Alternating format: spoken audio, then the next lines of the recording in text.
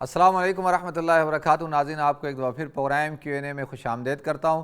ناظرین، مغرب کے بعد تو ویسے 14 اگست ختم ہو گئی، لیکن وہ اسلامی طور پہ رہے، لیکن 12 بجے کے بعد جو ہے وہ دن چینج ہوتا ہے کیلنڈر، انگلش کیلنڈر کے حساب سے۔ ناظرین، پاکستان دیکھیں، ہمارے بزرگ تھے مولانا حسین احمد مدنی رحمۃ اللہ علیہ، وہ کہا کرتے تھے کہ مسجد کے بنانے میں تو اختلاف ہو سکتا ہے کہ مسجد یہاں بننی چاہیے نہیں بننی چاہیے، اس کے بنانے کے اندر شروع میں، لیکن جب مسجد بن جائے تو اس کا احترام سب کو کرنا ہوتا ہے۔ تو انہوں نے کہا کہ پاکستان کی مثال بھی ایسی ہے، اس پہ تو اختلاف ہو گیا جو ہو گیا، لیکن اب پاکستان بن چکا ہے اور یہ مسجد کی طرح اس کا احترام ہونا چاہیے۔ اور اللہ تعالیٰ نے پاکستان کا جو وجود ہے وہ 27ویں شب، جس سال پاکستان کو آزادی ملی، اس سال اس وقت 14 اگست 27 رمضان المبارک تھا، اور بڑا ہی بابرکت دن، مبارک دن تھا۔ اللہ تعالیٰ نے اس دن پاکستان کو وجود عطا فرمایا۔ انشاءاللہ پاکستان قیامت تک قائم رہے گا اور دنیا کی کوئی طاقت پاکستان کو ختم نہیں کر سکتی۔ وقتی طور پہ ہم کمزور ہیں، آپس میں اختلاف اور انتشار کا شکار ہیں، لیکن مجھے امید ہے انشاءاللہ اللہ تعالیٰ اپنا فضل فرمائیں گے۔ ہمارے ساتھ UK اور یورپ کی مشہور و معروف علمی شخصیت، ممتاز عالم دین اور آکسفورڈ کے مدینہ مسجد کے خطیب حضرت مولانا عطاء اللہ صاحب دامت برکاتہم العالیہ موجود ہیں، اور جنہوں نے آج اس پروگرام میں میرے ساتھ شامل ہونا تھا، انہوں نے اور مولانا سہیل بابا صاحب نے اور دوسرے حضرات نے بھی، لیکن مولانا عطاء اللہ صاحب کی طبیعت ناساز ہے۔ ہم پہلے تو دعا کرتے ہیں اللہ تعالیٰ ان کو صحت عطا فرمائے اور یہ جلد سے جلد صحت یاب ہوں، تاکہ میرے اور آپ کے ساتھ دوبارہ کسی پروگرام میں شامل ہوں۔ مولانا السلام علیکم ورحمۃ اللہ وبرکاتہ۔ وعلیکم السلام ورحمۃ اللہ وبرکاتہ۔ جناب مفتی صاحب، سب سے پہلے تو میں معذرت چاہتا ہوں کہ آپ کی آج کی اس دعوت پر اور پروگرام میں حاضر نہ ہو سکا، جی، جس کی وجہ میں میری کچھ طبیعت ناساز تھی۔ بالکل، وہ میں نے عرض کر دیا، بالکل آپ جی، اللہ آپ کو اور صحت دے۔ جی، میں آپ کو اور تمام ناظرین کو پاکستان کی قیام کے اس دن پر 14 اگست پر مبارکباد پیش کرتا ہوں، بہت شکریہ، بہت اور شکریہ۔ دعا بھی کرتا ہوں کہ اللہ تعالیٰ پاکستان کی حفاظت فرمائے اور قیامت تک کے لیے اللہ پاک اس ملک کو قائم و دائم رکھے۔ بالکل۔ اچھا مولانا، آپ کو اندازہ تو ہو چکا ہوگا کہ ہم کس عنوان پر گفتگو کر رہے ہیں اس وقت، جی جو جی سچویشن ہے پاکستان کی، اس کے اوپر کہ بھئی کس طرح سے ان حالات سے نمٹا جائے، نکلا جائے، اور ہمیں کیا ایسا کردار ادا کرنا چاہیے علماء کو بھی۔ تو تھوڑا سا اس حوالے سے آپ ذرا ناظرین کے ساتھ اپنی آراء کو شیئر کریں کہ آپ کیا سوچتے ہیں کہ ان حالات سے کیسے ہم نکلیں۔ بسم اللہ الرحمن الرحیم۔ جی جی، یہ جو اس وقت پاکستان میں جو حالات ہے، اس میں کوئی شک نہیں کہ ناگفتبہ حالات ہے۔ پاکستان بہت سارے مصائب میں گرا ہوا ہے، بہت سی پریشانیاں ہیں۔ سب سے بڑا مسئلہ جو ہے وہ امن و امان کا ہے کہ پاکستان کے اندر اس وقت امن نہیں ہے۔ بالکل، پاکستان کے اندر اس وقت بہت سے ایسے فسادات ہیں جس کی وجہ سے ہر شخص پریشان ہے۔ جی بالکل۔ اور لیکن اگر ہم غور کریں اور تھوڑا سا دیکھیں تو حالات کب نہیں آئے ہیں مسلمانوں پر، بالکل صحیح۔ حالات کس وقت نہیں آئے ہیں؟ حالات رسول کریم صلی اللہ علیہ وسلم کی سیرت طیبہ کو سامنے رکھے تو آپ نے پوری زندگی وہ ایسی تکلیفوں میں گزاری جو ہم اور آپ سوچ بھی نہیں سکتے ہیں۔ جی، صحابہ اکرام نے تکلیفوں میں زندگی گزاری، مصائب میں۔ مکی زندگی ہمارے سامنے ہے، مدنی زندگی ہمارے سامنے ہے۔ جی بالکل آخر میں جا کر مکہ فتح ہوا، اللہ تعالیٰ نے امن و امان نصیب فرمایا مسلمانوں کو۔ جی تو یہ حالات آتے ہیں، جی عام طور پر جب حالات آتے ہیں تو اس حالات سے مسلمانوں کو سبق سیکھنا چاہیے۔ بالکل۔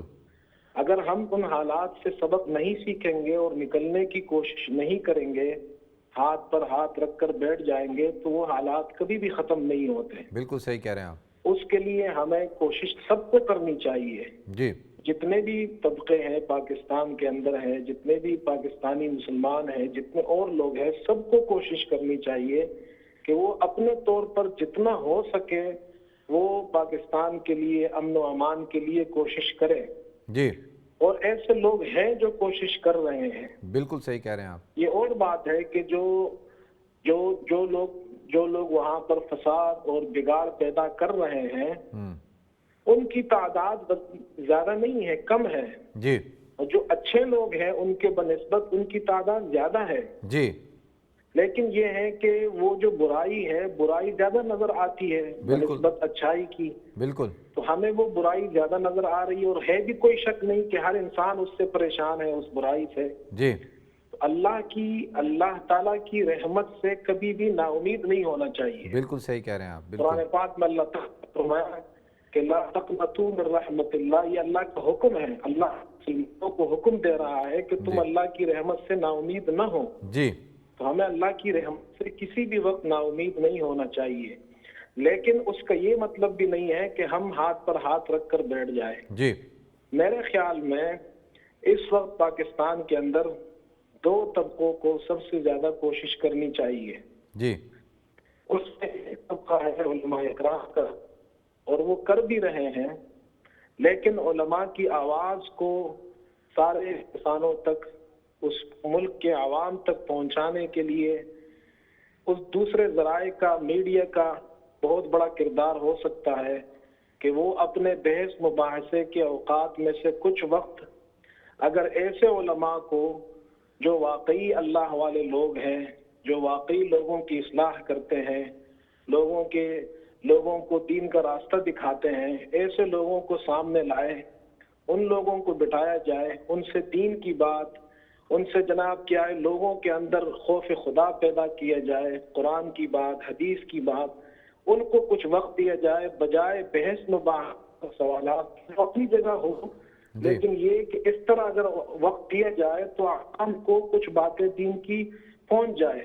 ورنہ مسجد میں جو لوگ آتے ہیں، ہم اور آپ جانتے ہیں جب امام جمعے کی دین سے فارغ ہوتا ہے تب لوگ عام طور پر لوگ اس وقت آتے ہیں نماز کے لیے. بالکل. تو کیا بات سنیں گے؟ جی.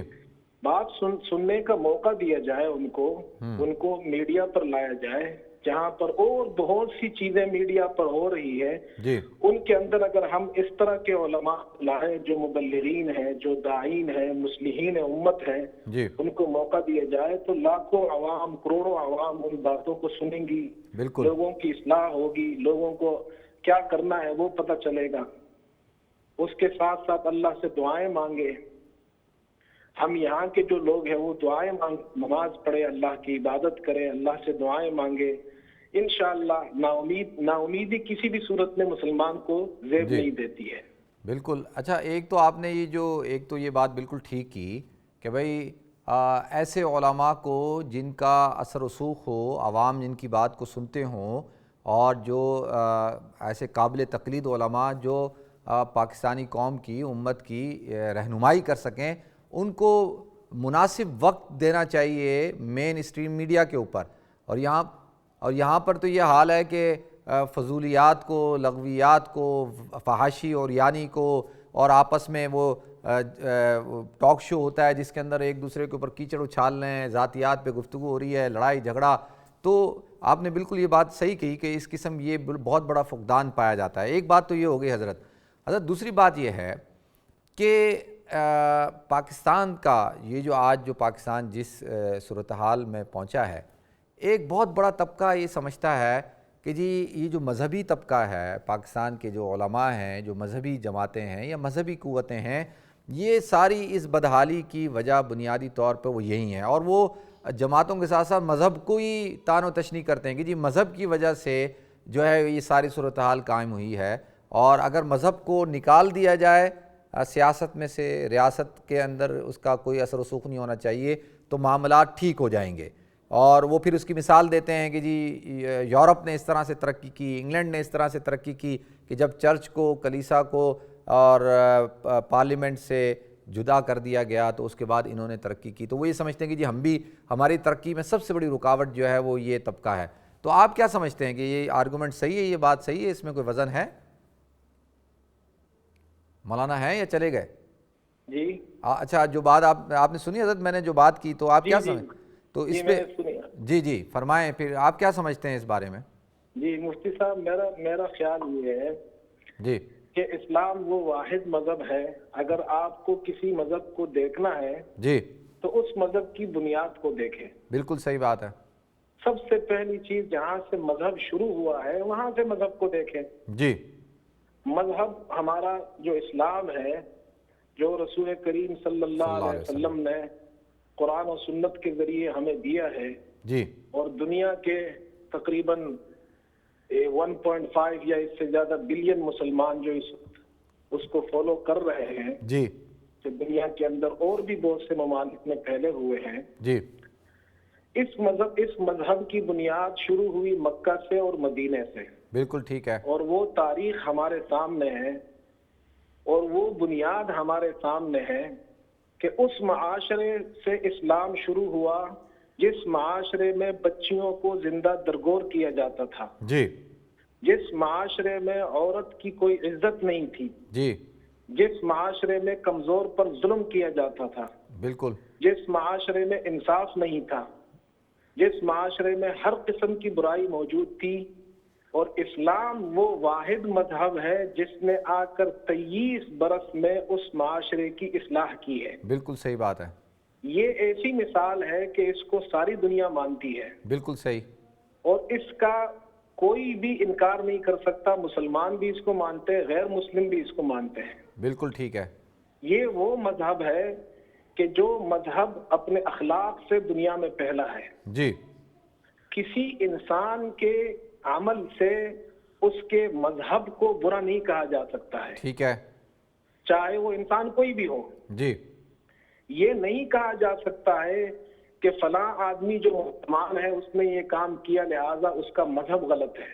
ٹھیک ہے۔ یہ اس کا ذاتی عمل ہے، بالکل اگر کسی نے کیا ہے جی بالکل تو صحیح۔ یہ نہیں کہا جا سکتا کہ ساری طب غلط ہے۔ بالکل صحیح بات ہے۔ کوئی انجینئر غلطی کرے تو انجینئرنگ کو غلط نہیں کہا جا سکتا ہے۔ جی بس کا ڈرائیور ایکسیڈنٹ کر دے تو دنیا میں بسیں بند کرنے کا کوئی نعرہ نہیں لگتا ہے۔ بالکل صحیح بات ہے۔ ہمیں اصلاح کرنی ہے افراد کی، جی ہمیں مذہب کی اصلاح کی ضرورت نہیں ہے، مذہب تو آیا ہے اصلاح کے لیے۔ بالکل صحیح بالکل آپ صحیح۔ مذہب کو نکال کر اصلاح کیسے کریں گے؟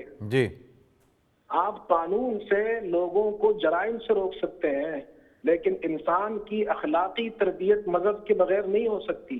جی کسی کے دل سے تکبر کو، بغض کو، حسد کو، نفرت کو، اور جناب اس قسم کے دوسرے انسان کے لیے برے سوچنے کو، یہ چیزیں آپ قانون کے ذریعے نہیں نکال سکتے ہیں، یہ چیزیں آپ نکال سکتے ہیں مذہب کے ذریعے سے۔ بالکل صحیح۔ جی جب اس مذہب میں جان ہوگی نکالنے کی تو وہ نکالے گا۔ جی ہمارا عقیدہ یہ ہے کہ اسلام سچا مذہب ہے، اور اسلام میں اللہ نے یہ طاقت رکھی ہے کہ وہی اصلاح کر سکتا ہے۔ جی یہ سوچنا کہ اسلام کو نکال کر اصلاح کی جائے گی کسی بھی صورت میں نہیں ہو سکتی۔ بالکل صحیح بات ہے۔ جن معاشروں نے اپنے مذاہب کو نکال دیا ہے ان کا بھی حال ہمارے سامنے ہے۔ ہاں وہ بالکل اخلاقی طور پہ تو وہ تنزلی کا شکار ہے نا، اخلاقی طور پہ تو وہ ختم ہو چکے ہیں، اگرچہ وہ معاشی طور پہ تھوڑا سا مستحکم ہیں، لیکن فیملی ویلیوز اور اخلاق تو ان کے تباہ و برباد ہو چکے ہیں۔ تو بہت شکریہ حضرت مولانا عطا اللہ صاحب آپ کا، اللہ تعالیٰ آپ کو صحت بھی عطا فرمائے، اور آپ نے بالکل صحیح بات کی کہ جس مذہب نے، جس دین نے عرب جیسا جو معاشرہ تھا، جو جہالت اور درندگی سے بہت زیادہ، یعنی درندگی بھی اس کو ختم تھی، جب 23 سال کے اندر عرصے میں وہ معاشرہ سدھر گیا تو یہ معاشرہ تو اس کے سامنے کوئی حیثیت بھی نہیں رکھتا۔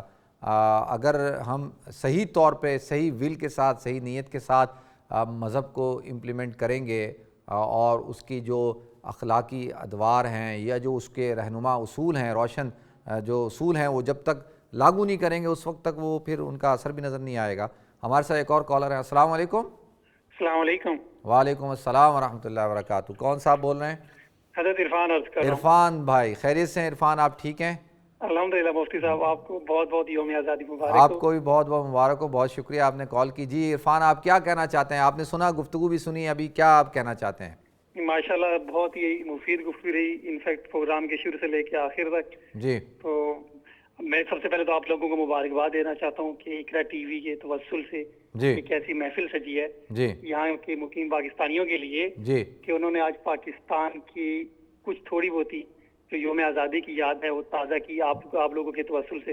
چلیں میں بھی عرفان میں بھی آج جو ہے وہ جھنڈا لگا کے آیا ہوں. آپ نے دیکھا ہے جھنڈا نظر آ رہا ہے چھوٹا سا؟ ہاں جی ماشاءاللہ میں نے دیکھا. اور اس کو میں نے لگایا بھی اپنے دل کے ساتھ ہے, دل کے اوپر لگایا ہے بالکل. نہیں ظاہر بات ہے ہماری پیچھے بھی جو ہے وہ جھنڈا پاکستان کا ہم نے بنایا ہے یہ پیغام دینے کے لیے کہ بھائی ہم لوگ بھی پاکستان سے محبت کرتے ہیں, پاکستان ہمارا ملک ہے. جی عرفان آپ فرمائیں. بالکل بالکل, یہ آپ کی جو کیا نام ہے پس منظر میں جو پاکستان کا جھنڈا نظر آ رہا ہے جی یہ اس چیز کی علامت ہے کہ ہمارا پس منظر, ہم بیک ہوم ہم پاکستانی ہیں. جی بالکل. یہاں پر آنے سے ہمارے کچھ کیا نام ہے روایات چینج نہیں ہوئی. وہ کہ ہم اپنے معاش کے ذریعے معاش کے لیے ہم یہاں پر آ گئے ہیں, مگر ہمارا دل ہمیشہ پاکستان کے ساتھ دھڑکتا ہے. جیسے آپ نے وہ پرچم اپنے دل کے اوپر لگا کے رکھا ہوا ہے, بالکل یہ ایک علامت ہے. جی اچھا یہ بتاؤ عرفان, اب آپ نوجوان ہیں ماشاءاللہ, صحافی بھی ہیں, آپ یہ بتائیں کہ یہ جو صورتحال ہے اس صورتحال سے کیسے نکلا جائے, کیا سوچتے ہیں آپ؟ مفتی صاحب دیکھیں, میرا نقطہ نظر نا باقی لوگوں سے تھوڑا سا مختلف ہے. اچھا ٹھیک ہے. لوگ بہت زیادہ مایوسی میں مبتلا ہو جاتے ہیں. جی جی. میرا نقطہ نظر یہ ہے کہ ٹھیک ہے قوموں کی زندگیوں میں بہت سے عروج و زوال دیکھا جاتے ہیں, بٹ اس کا مطلب یہ نہیں ہے کہ ہم ہر وقت مایوسی کی بات میں رہیں. اللہ تعالیٰ نے ہمیں 27 رمضان مبارک کو جب یہ سلطنت دی تھی بالکل تو اس کی حفاظت کا ذمہ اللہ تعالیٰ نے اپنے ذمہ کچھ نہ کچھ تو لیا ہوگا نا. بالکل صحیح بات ہے. اور یہ مقبول جان صاحب فرماتے تھے, وہ انہوں نے کہا تھا ایک دفعہ کہ وہ کہہ رہے تھے کہ بھئی اگر کسی کے گھر کے باہر کسی بریگیڈیئر جنرل کی تختی لگی ہو تو کسی کی مجال نہیں پڑتی کہ اس کے اندر گھس سکے. تو پاکستان کے باہر تو اللہ کے نام کی تختی لگی ہوئی ہے. کیا بات ہے, سبحان اللہ. ٹھیک ہے, جو سلطنت کہ اللہ کے نام پر لی گئی ہو, پاکستان کا مطلب کیا, لا الہ الا اللہ. ٹھیک ہے, تو تیرا میرا رشتہ کیا, لا الہ الا اللہ, اور پاکستان سے رشتہ کیا, لا الہ الا اللہ. یہ وہ نعرے تھے جو کیا نام ہے ہم نے خیر اپنی کتابوں میں سنے, ہمارے بزرگوں نے ہمیں بتائے جو اس وقت تحریک آزادی میں شامل تھے. تو انہوں نے بتایا بھائی یہ وہ جنون ہوتا تھا ہمارے اندر کہ لوگ نیچے سے کھڑے ہو کے ان کو پتا تھا کہ اللہ کیا نام ہے قائد اعظم اگر انگلش میں تقریر کر رہے ہیں, ان کو پتا تھا کہ یہ بندہ جو بول رہا ہے ٹھیک بول رہا ہے. مجھے نہیں پتا کہ بھئی یہ کیا بول رہا ہے انگلش میں, مگر جو بول رہا ہے وہ ٹھیک بول رہا ہے. تو وہ ایک علامہ اقبال نے جو لہر دوڑا دی تھی نا لوگوں کے اندر اپنے اشعار سے اور ان چیزوں سے, وہ چیز آج باقی ہے. انشاءاللہ کوئی بات نہیں, ہم نیچے آئے ہیں, ہم ابھریں گے, دوبارہ ابھریں گے انشاءاللہ. یہ قوموں کی زندگیوں میں زوال یہ آتے رہتے ہیں, مگر یہ پاکستان کسی مقصد کے لیے بنا ہے. وہ اقبال نے کہا تھا نا کہ میرے عرب کو آئے ٹھنڈی ہوا جہاں سے, میرا وطن وہی ہے, میرا وطن وہی ہے. تو یہ نشانیاں موجود ہیں یہاں پر. نبی صلی اللہ علیہ وسلم کی مشرق سے ٹھنڈی ہوائیں آتی محسوس ہوتی تھی, تو یقیناً میری سرزمین ہے, وہ ہمارا پاکستان ہے. بالکل, اور جو ہے وہ ٹھنڈی ہوائیں انشاءاللہ چلیں گی اور ہم سب کو منور کریں گی, معطر کریں گی. عرفان بھائی بہت شکریہ آپ کا, اللہ تعالیٰ آپ کو جزائے خیر دے. اور بڑی خوبصورت بات آپ نے کی کہ ہمیں نا امید نہیں ہونا چاہیے, مایوس نہیں ہونا چاہیے. ناظرین آج جو ہے وہ Q&A اسپیشل 14 اگست کے حوالے سے ہم نے گفتگو کی اور بڑی میرے علم میں بھی کافی اضافہ ہوا, اور یقین جانیے بہت زیادہ امید بھی بندی ہے. انشاءاللہ ہمیں نا امید نہیں ہونا چاہیے. اور جیسے عرفان نے کہا کہ قوموں کی زندگی میں عروج اور زوال آیا کرتا ہے, لیکن جو زندہ قومیں ہوتی ہیں وہ ہمت نہیں آتی, وہ جو ہے وہ آگے بڑھتی ہیں اور ہر مصیبت, ہر مشکل, ہر میدان کے اندر, ہر حالات کے اندر جو ہے وہ اس کا سامنا کرتی ہیں اور آگے بڑھتی ہیں. میں صرف آخر کے اندر 1 منٹ میں آپ حضرات کے ساتھ جو ایک بات شیئر کرنا چاہوں گا وہ یہ ہے کہ ایمان میں اور آپ ہم سب کو جو رشتہ مستحکم کرتا ہے, جو ہمیں جوڑتا ہے, جو ہمیں ملاتا ہے, وہ ہے کلمے کا رشتہ, وہ ہے اسلام کا رشتہ, وہ ہے مسلمانیت کا رشتہ. ہم نہ پنجابی ہیں, نہ پٹھان ہیں, نہ بلوچی ہیں, نہ سندھی ہیں, نہ مہاجر ہیں, نہ ہم سرائکی ہیں, نہ ہم جو ہے کسی اور قوم سے ہمارا تعلق ہے. وہ سب چیزیں اللہ کہتے ہیں میں نے تمہاری پہچان کے لیے بنائی. اصل چیز کیا ہے؟ اصل چیز لا الہ الا اللہ محمد الرسول اللہ ہے. اور ہم نے دیکھ لیا یہ قوم پرستوں نے کیا, اور لسانیت کے نام پر, عصبیت کے نام پر, اور ملک اور صوبے کے نام پر کتنی سیاست کی گئی. میں سمجھتا ہوں جب تک یہ جذبہ زندہ رہے گا اور جذبے کو پیدا کیا جائے, یہی جذبہ ہم سب کو آگے لے جا سکتا ہے اور ہمارے ملک کو بچا سکتا ہے. ناظرین ہمارے پروگرام کا وقت بالکل اپنے اختتام کو پہنچ چکا. اللہ تعالیٰ میری اور آپ کی, ہم سب کی, ہمارے ملک کی حفاظت فرمائے. اور آخر میں آپ سب سے گزارش کروں گا, جب میں کہوں پاکستان تو آپ نے کہنا ہے زندہ باد, پاکستان زندہ باد.